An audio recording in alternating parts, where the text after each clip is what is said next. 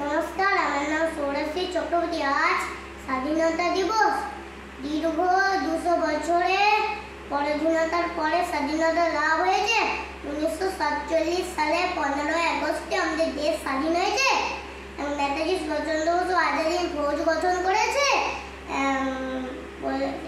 ইংরেজদের বিরুদ্ধে ঘোষণা করেছে যে দিল্লি চলো। মাতঙ্গিনী হাজরা, ক্ষুদিরাম বসু, ভগৎ সিং, রাজগুরু, সুখদেব ইনকলাব জিন্দাবাদ করতে করতে গলায় পড়লো ফাঁসি। ঝাঁসি রানী লক্ষ্মীবাই মাত্র 22 বছরে বীরদের মতো লড়াই করে মারা গেছে। মাতঙ্গিনী হাজরা বলেছে পিছাবো নি, গুলি খেয়েছে। জাতির জন্য মহাত্মা গান্ধী অহিংসা আন্দোলন করেছে। লালা রাজপথ রায়, মাস্টারদা সূর্য সেন, প্রীতিলতা ওয়াদ্দেদার, বিনয় বাদল দীনেশ, এদের জন্যই আমরা যে স্বাধীনতা পেয়েছি আপনারা সবাই জানেন।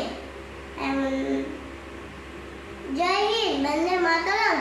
सबसे प्यारा प्यारी तेरे सूरत, माँ तुझे सलाम, माँ तुझे सलाम। वंदे मातरम, वंदे